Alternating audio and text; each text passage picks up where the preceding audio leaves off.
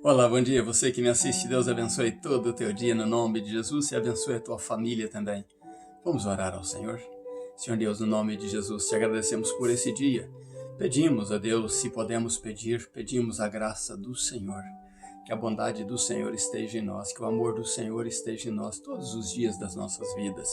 Eu e esta pessoa que ora comigo neste vídeo somos carentes da bondade do Senhor, do amor do Senhor, da compaixão do Senhor, não só para nós, mas para os nossos familiares, nossos amigos também, e por eles também oramos, no nome de Jesus. Amém. Vamos então a um título maravilhoso, né? E é uma pergunta. Sou eu o adorador que Deus procura? Sou eu o adorador que Deus procura? Vamos ler Levíticos capítulo 21, o versículo 6, e vamos trazer uma mensagem maravilhosa da parte de Deus, né, que estamos desde amanhã meditando nela. Em Levítico capítulo 6 diz assim, uma sequência, né, da santidade.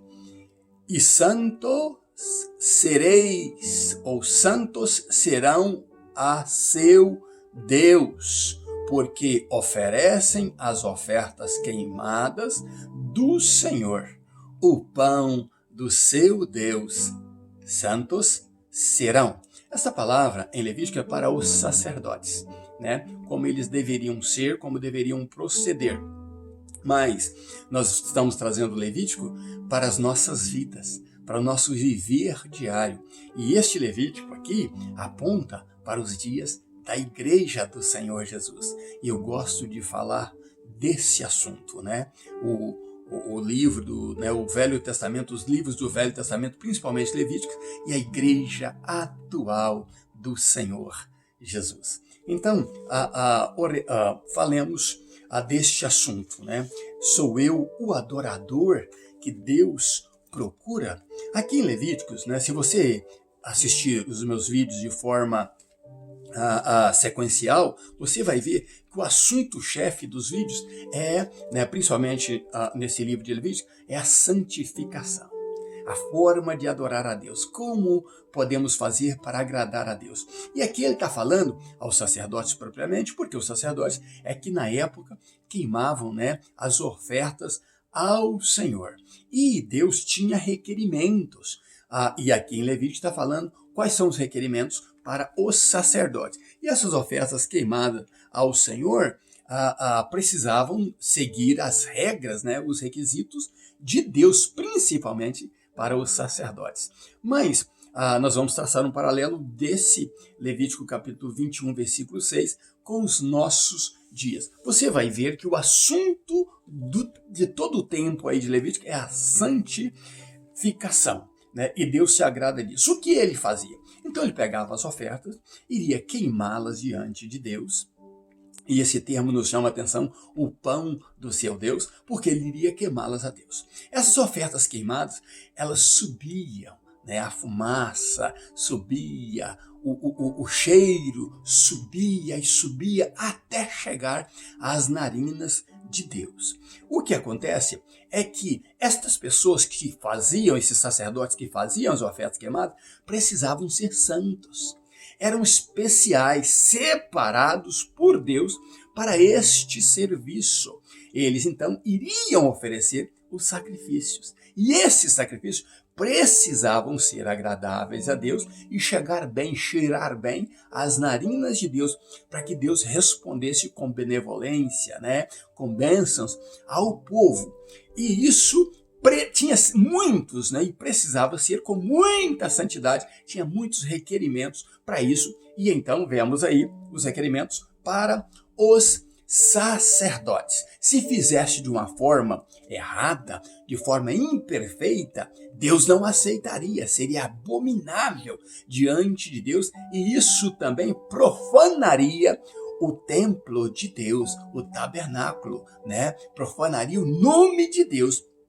E Deus, então, presta aí os seus requisitos, né? A forma que ele queria que fosse feita, né?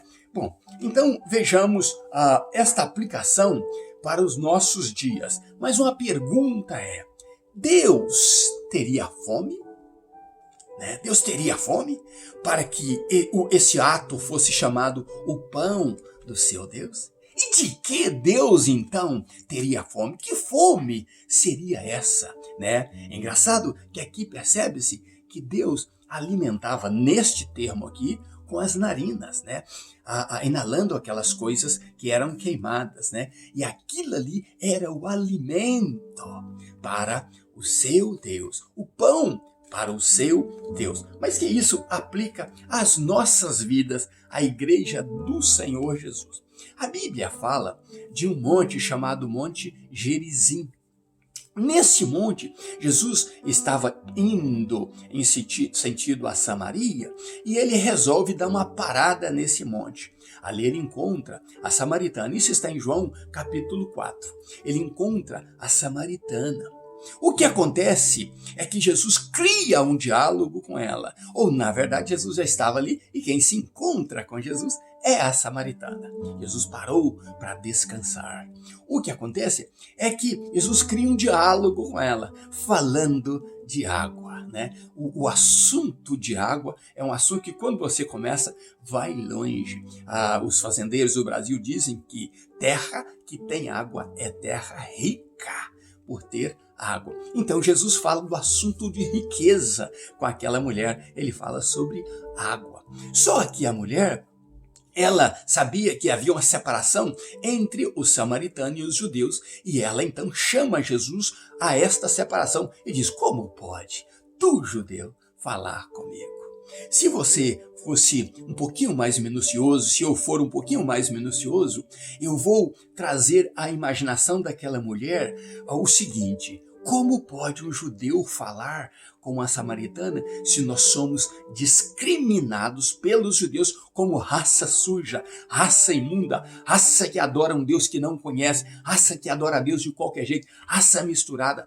Ela se sentia talvez tão pequena e disse: mas este judeu tem que ter algo de especial para poder falar comigo. Ele tem que ter bondade na vida dele. Ele tem que ser humilde ao ponto de falar com uma pessoa tão humilde e tão massacrada pelos judeus que somos nós, os samaritanos. Aquela mulher chamando esse diálogo, Jesus então começa a falar com ela e fala: olha, você se admira de eu te pedir água, né? Mas você não sabe quem está te pedindo água. Se você conhecesse este que te pede água, é você que iria pedir a ele a água da vida, porque ele tem uma água melhor do que a que você tira da fonte. Aquela mulher não entendeu isso. E Jesus então começa a falar com ela e vai falando. E ela entende que além de humilde, além de santo, ele também é profeta. E ela diz: tu és profeta? Então esclareça uma coisa para mim. Eu venho aqui tirar água, mas eu tenho um assunto que corrói a minha mente. É que nós, né, e nossos atuais, adoramos a Deus neste monte. Mas vocês, judeus, dizem que o lugar de adorar é Jerusalém. Ela mistura Jesus com os judeus, né? Ela coloca Jesus igual aos outros judeus e diz: vocês, judeus, dizem que o local de adorar é Jerusalém. Mas se nós somos discriminados, como adoraríamos? É em Jerusalém? E então Jesus disse: olha, realmente vocês não conhecem verdadeiramente o Deus que os judeus adoram, porque a palavra sairá, como diz Isaías, né? Eu acredito capítulo 2, versículo 3, ou capítulo 3, versículo 2, diz: a palavra sairá de Jerusalém. Que lindo! Essa palavra de Jesus, porque a palavra é o verbo, né? Então ele diz: se propagará começando em Jerusalém. Tá? E vocês precisam saber disso. Mas Jesus dá uma palavra boa para ela. Mas não se preocupe com o local. Não se preocupe com o local, porque o local está te corroendo. Aqui no Monte Gerizim é o monte da bênção e da prosperidade, como vocês acreditam. E você está exatamente, mulher, no local da bênção, na hora da bênção, no momento da bênção, você encontrou com a palavra que dizia ao profeta Isaías que sairia de Jerusalém. E esta palavra, esse verbo de Deus, como diz João, está na tua frente, mulher. E eu quero dizer uma coisa que irá te alegrar muito, mulher. Esta confusão entre judeus e samaritanos se encontra, se centraliza em Deus, porque o assunto que eu tenho para você, mulher, é que o Pai procura verdadeiros adoradores, não políticos religiosos, não santarrões religiosos, não esses que se julgam melhores que os outros, mas o Pai procura verdadeiros adoradores, que o adora em espírito e em verdade. Por isso o título da nossa mensagem é: Sou eu o adorador que Deus procura? Sou eu o adorador que Deus procura? Jesus está falando com esta mulher. O Pai tem sede, o Pai tem fome de adoradores verdadeiros que o adore em espírito, porque Deus é espírito. Jesus está dizendo a esta mulher exatamente isso. Para se adorar a Deus, mulher, tem que conhecê-lo, tem que conhecer a essência do seu espírito. E para você adorar a este Deus na essência do espírito que ele é, você precisa ser igual a ele, se juntar a ele, se achegar a ele em santificação, em santidade, e falar com ele de filho para pai, adorando-o, se jogando aos seus pés, entendendo que ele é Deus, que ele é o teu Senhor. Mas precisa fazê-lo em espírito e em verdade. E você então faz uma pergunta agora, como aquela mulher fez este comentário para Jesus.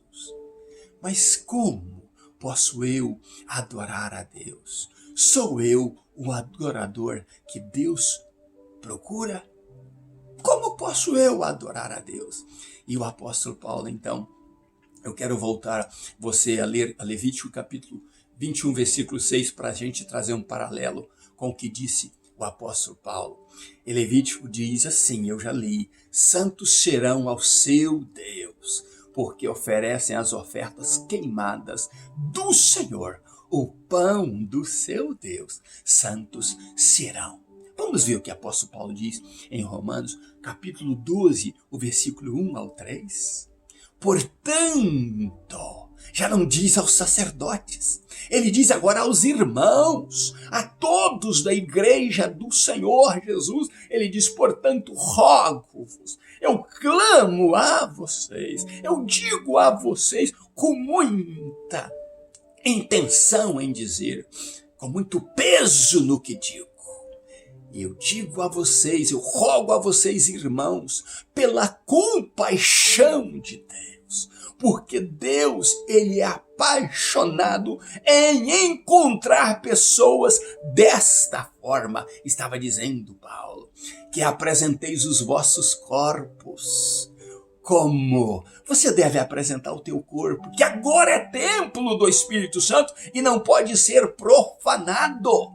Você apresente os vossos corpos, vocês, irmãos, apresente os vossos corpos, assim como eu estou dizendo, como um sacrifício vivo. Você não precisa cortar o teu corpo, não precisa sangrar.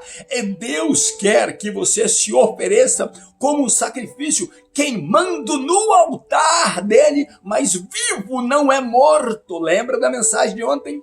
Que aquele falso Deus ali, Moloque, pedia que queimasse as crianças e as matasse. E Deus diz, eu quero os meus primogênitos vivos, eles são meus. Deus quer o teu sacrifício também, um sacrifício vivo. Vivo, não precisa de você se matar, se cortar, a marcar no teu corpo com tatuagem, como eu disse ontem. Eu amo a Deus, nada disso agrada a Deus. Mas é o teu sacrifício vivo, santo, sem impureza. sem malícia, sem contenda. Ele precisa ser santo, como Deus é santo, o seu sacrifício vivo precisa ser santo. E sendo santo e sendo um sacrifício vivo, ele precisa ser agradável, que é o vosso culto racional, que não foge o teu raciocínio, que você entende quem é Deus, entende quem você é, quem Deus busca e quem Deus se acha, ou Deus acha em você. É você e Deus neste momento. E Jesus está dizendo, não se trata de local, mulher. Deus procura verdadeiros adoradores que o adorem em espírito e em verdade, estando em qualquer área deste mundo. Ele pode adorar a Deus em espírito e em verdade. Ele pode atrair a presença de Deus nele, porque ele é o templo móvel do Espírito Santo de Deus. Então, onde ele está, o Espírito Santo de Deus está. E ele pode ser este adorador que Deus procura. Precisa ser agradável, precisa chegar às narinas de Deus como o bom perfume de Cristo em nós, que é o nosso culto racional. E aí está dizendo uma cláusula de Deus que Paulo estava passando para mim e para você. E não conformeis com este mundo. Não façam adoração à forma deste mundo. Não façam adoração segundo o que faz este mundo, com as músicas deste mundo, com o jeito deste mundo, vestindo como este mundo, procedendo como mundanos, pensando que estão adorando a Deus. O apóstolo está dizendo, não estejam na forma mundana, levando um culto a Deus que será desagradável a ele e será profano. Você estará profanando tanto o templo que é você, o templo do Espírito Santo, como está profanando o nome do teu Deus. E tem uma razão para tudo isso. Mas transformai-vos pela renovação do vosso entendimento, não seja tolo ao adorar. Renove o teu entendimento e entenda que Deus exige santificação, santidade na adoração, santidade no mover, santidade no falar, no proceder, no vestir, no caminhar. Tudo isso precisa ser santo. Renova então a tua mente pela renovação do teu entendimento. E aí está a razão. Fazendo isso, fazendo desta forma, é necessário para que experimenteis. Vocês vão comer do bem da mesa de Deus, depois que vocês oferecem um pão de adoração a Ele, porque Deus tem fome da tua adoração. Para que experimenteis qual seja a boa, a agradável e perfeita. Tudo de Deus é treino bom, agradável e perfeito. Bom, agradável e perfeita vontade de Deus. E o versículo 3 diz, pois pela graça, é por Cristo, é através de Cristo, é Cristo.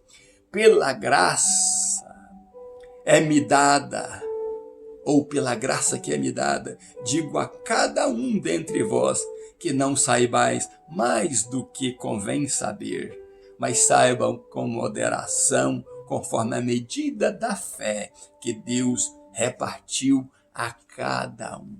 Seja moderado no teu conhecimento. Não tente, eu vou fazer assim porque tem um cantor tal fazendo assim, o outro está fazendo. Não tenha curiosidades demais na tua mente. Foi isso que levou Eva a pecar, querer saber mais do que Deus tinha dado como suficiente. Querer conhecer mais do que Deus tinha dado. A Bíblia diz que Jesus já nos deu a graça. Então, que Deus nos deu a graça que é Jesus. Então não imite os outros. Busque adorar a Deus na tua essência, no teu culto racional. Porque os outros podem estar desagradando a Deus e você vai repetir a dosagem errada deles. É você o adorador que Deus procura e Deus já te deu o padrão da adoração. Se você adorar a Deus assim, você experimentará qual seja a boa, agradável e perfeita vontade de Deus para você. Eu volto a perguntar: sou eu o adorador que Deus procura? Se você ainda não está a esse ponto, santifique a tua vida. Busque a Deus, abrace este mover santo de Deus, o avivamento de Deus para os nossos dias e peça a Ele: Deus, aviva-me e faça-me crer na medida da fé que o Senhor me dá, de que eu sou este adorador. Em essência, o adorador que o Senhor procura, e eu vou oferecer um pão ao meu Deus, ou o pão ao meu Deus, um alimento. A minha adoração será o alimento para o meu Deus. Que Deus abençoe você e família em nome de Jesus. Ainda nos meus pijamas buscando a Deus em longas horas para trazer esta mensagem a você. Deus te abençoe e te guarde, e guarde a tua família. Um abraço meu, Pastor Riva Martins, e até amanhã, se Deus quiser. Abraço meu.